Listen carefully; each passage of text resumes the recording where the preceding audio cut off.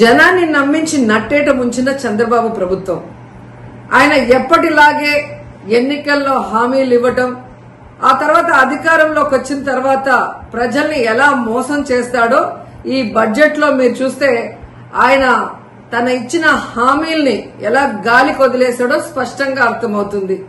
ముఖ్యంగా మహిళలకి ఇంట్లో ఎంతమంది ఉంటే అంతమందికి 1500 ఇస్తాం, నీకు 1500 నీకు 1500 అని గొప్పగా ప్రచారం చేసుకున్నారు. కానీ ఈ రోజు బడ్జెట్ లో చూస్తే ఆ హామీకి ఎక్కడా కూడా ప్లేసే లేదనేది మనకు కళ్ళారా కనిపిస్తుంది. అంతేకాకుండా ముఖ్యంగా నిరుద్యోగులకి ఉద్యోగ అవకాశం ఇస్తాము లేదా నిరుద్యోగ భృతి ఇస్తామని ఈ రోజు నిరుద్యోగుల్ని ఏ విధంగా పంగనామాలు పెట్టారో మనం కళ్ళారా చూస్తున్నాం. అండ్ ఈ రోజు మీరు చూస్తే ఉచిత బస్సు ప్రయాణాన్ని అందరికీ కూడా మహిళలకు ఇస్తామని చెప్పి ఆ ఊసే బడ్జెట్ లో లేకపోవడం అనేది దురదృష్టకరం. ఇక ముఖ్యంగా చదువుకున్న పిల్లలు వాళ్ళకి ఇచ్చే తల్లికి వందనం. సో ప్రతి సంవత్సరం 12,400 కోట్లకు పైగా అవుతుంది. అంటే 2 సంవత్సరాలకి కలిపి 25,000 కోట్లు ఈ రోజు బడ్జెట్ లో కేటాయించాల్సి ఉంటే కేవలం 9,400 కోట్లు మాత్రమే కేటాయించారు. ఎందుకు ఇది చెప్తున్నానంటే లాస్ట్ ఇయర్ కూడా ఇలాగే కేటాయించి ఏ విధంగా తల్లికి వందనం ఇవ్వకుండా మోసం చేశారో మళ్లీ ఇప్పుడు అదే కేటాయించిందే కొంచెమైనా అది మళ్లీ ఇవ్వకుండా మోసం చేయడానికి వీళ్ళు అంకెల గారడి ఎలా చేస్తున్నారో తల్లులు తెలుసుకోవాలని కూడా ఈ సందర్భంగా తెలియజేసుకుంటున్నాను. ఇక ముఖ్యంగా అన్నదాత సుఖీభవ, అన్నం పెట్టే అన్నదాతని ఎలా ఈ ప్రభుత్వం మోసం చేస్తుందో మనం వాళ్ళ అధికారంలోకి వచ్చిన రోజు నుంచి కళ్ళారా చూస్తున్నాం. ఈ రోజు వాళ్ళకి 10,400 కోట్లకు పైగా కేటాయించాల్సి ఉంటే కేవలం 6,300 కోట్లు మాత్రమే కేటాయించారు. 2 సంవత్సరాలకి కలిపి 21,000 కోట్లు ఇవ్వాలి అన్నదాతలకి. కానీ ఇప్పటి వరకు ఒక పైసా కూడా ఇవ్వకుండా వారి నడ్డి ఎలా విరిచారో మనం కళ్ళారా చూస్తున్నాం. ఇక మీరు చూస్తే డ్వాక్రా మహిళలకి ఈ బడ్జెట్ ఎలా టోక్రా ఇచ్చిందో అందరూ కూడా చూసి ఏడుస్తున్నారు.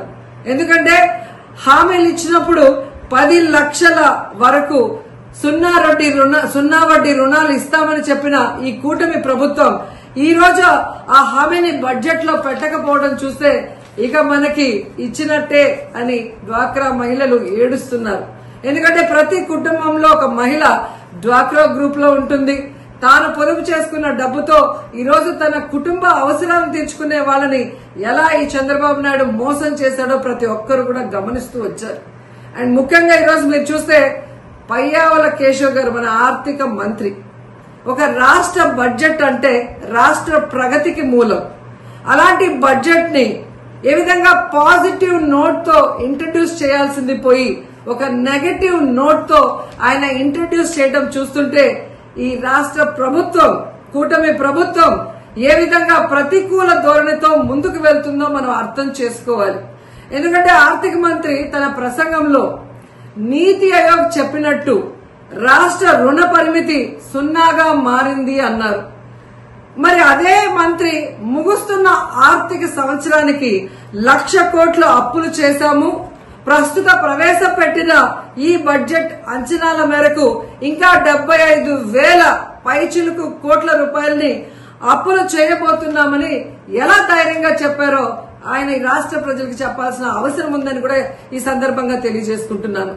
ముఖ్యంగా మన రాష్ట్రంని ఈరోజు మీరు చూస్తే హిరోషిమా నాగసాకితో రాష్ట్రాన్ని పోలిస్తే ఎవరైనా పెట్టుబడులు ఈ రాష్ట్రానికి వస్తారా?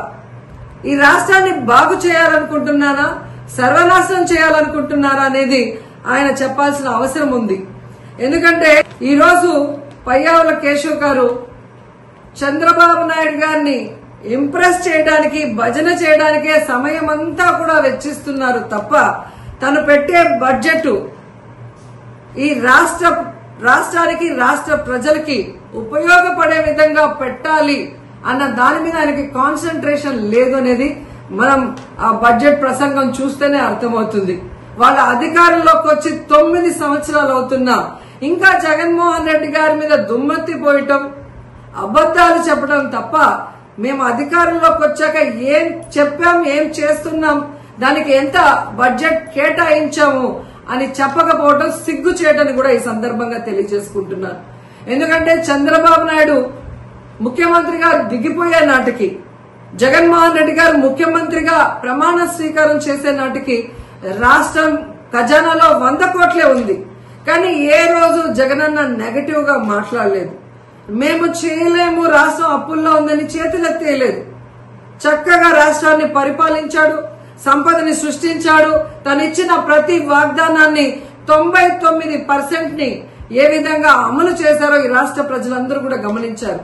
కానీ మీరు, నేను కేంద్రంలో చక్రం తిప్పాను, నాకు ఇన్ని సంవత్సరాల అనుభవం ఉంది, విజన్ ఉంది, విస్తరాకుల కట్టుంది అని చెప్పిన మీరు రాష్ట్రంలో ఎన్ని అప్పులున్నాయి, రేపు అధికారంలోకి వస్తే ఏం చేయగలము, ఎంత చేయగలమని తెలీదా? తెలియకుండానే మీరు హామీలు ఇచ్చారా? అంటే ప్రజల్ని మోసం చేయడానికి ఎంత దూరమైనా వెళ్తారా? ఈ రాష్ట్రంలో జగన్మోహన్ రెడ్డి చేసిన అప్పులు చాలా తక్కువ. చేసిన ప్రతి దానికి కూడా ఈరోజు వైట్ పేపర్ లో క్లియర్ గా రాసి చూపిస్తున్నాం. అన్ని కూడా మీకు కళ్ళ ముందే కనిపిస్తుంది. కానీ మీరు చేసిన అప్పులకి లెక్క లేదు, పక్కా లేదు. ఇచ్చిన హామీల్ని గాలికి వదిలేస్తారు. అండ్ సిగ్గు లేకుండా ఈరోజు జగన్మోహన్ రెడ్డి గారు తెచ్చిన వాటిని మేం తెచ్చామని గొప్పగా చెప్పుకుంటున్నారు. ఈ ప్రసంగంలో మీరు చూస్తే పోలవరానికి 12,157 కోట్లు సాధించామని గొప్పగా చెప్పుకుంటున్నారు. ఇదే ఆర్థిక మంత్రి పయ్యావుల కేశవ్ గారిని అడుగుతున్నాను, మీరు అపోజిషన్ ఎమ్మెల్యేగా ఉన్నప్పుడు, జగనన్న ముఖ్యమంత్రిగా ఉన్నప్పుడు కేంద్ర ప్రభుత్వాన్ని ఒప్పించి ఈ నిధుల్ని జగనన్న గాదా తీసుకొచ్చింది? 2023-24 బడ్జెట్ సంవత్సరంలోనే అధికారిక ఆమోదం పొందింది. అప్పుడు అసెంబ్లీలో అపోజిషన్ ఎమ్మెల్యేగా ఉన్న మీకు తెలీదా?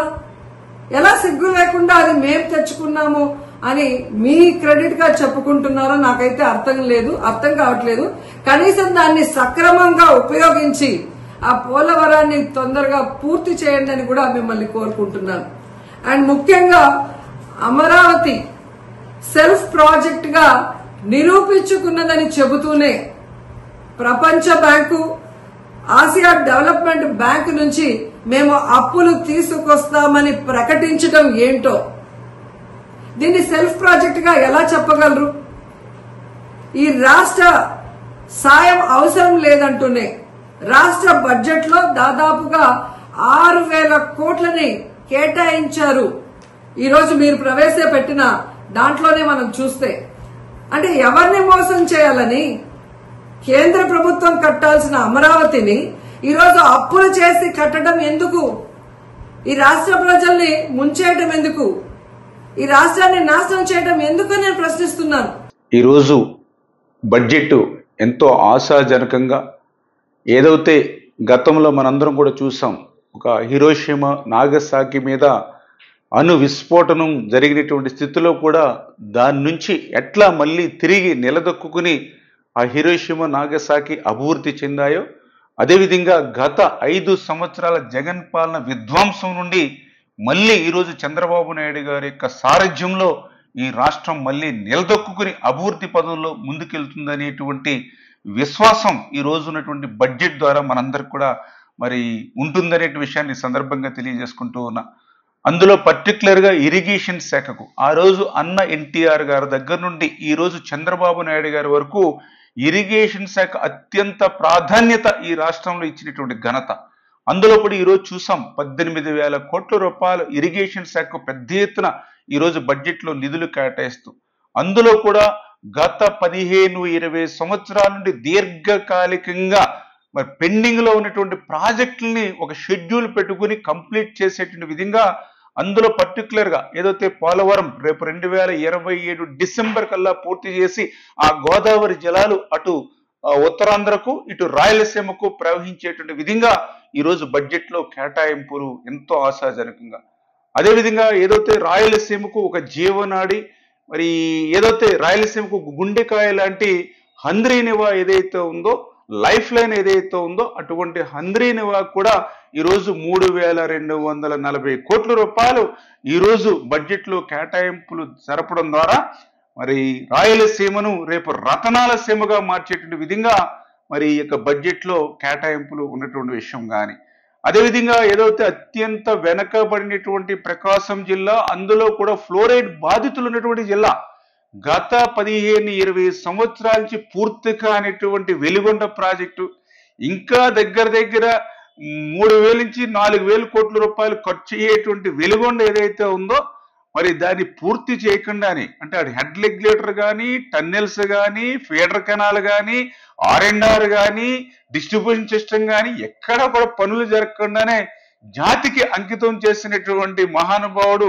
గత ముఖ్యమంత్రి అయితే ఈ రోజు ఆ వెలిగొండను ఖచ్చితంగా రేపు 2026 జూలై కల్లా మరి వాటర్ మరి ప్రవహించేటువంటి విధంగా ఈ రోజు బడ్జెట్ లో కేటాయింపులు చేసినటువంటి విషయంలో కానీ, అదేవిధంగా ఏదైతే చింతలపూడి ఎత్తిపోతల పథకం ఒక చిరకాల కోరికగా ఏదైతే ఉండిపోయిందో దాన్ని కూడా నెరవేర్చేటువంటి విధంగా ఈ రోజు బడ్జెట్ లో దానికి ప్రాధాన్యత ఇచ్చినటువంటి విషయంలో కానీ, అదేవిధంగా ఏదైతే ఉత్తరాంధ్ర సుజల స్రవంతి, అదేవిధంగా వంశధార 2ను కూడా మనం ఇమ్మీడియట్లీ టేకప్ చేసి పూర్తి చేసేటువంటి విధంగా కానీ, అంటే ఈ రకంగా దీర్ఘకాలికంగా ఉన్నటువంటి ప్రాజెక్టులకు కూడా ఈరోజు ఇరిగేషన్ శాఖకు మోక్షం వచ్చేటువంటి విధంగా ఈరోజు బడ్జెట్ మరి కేటాయింపులు ఉన్నటువంటి పరిస్థితి.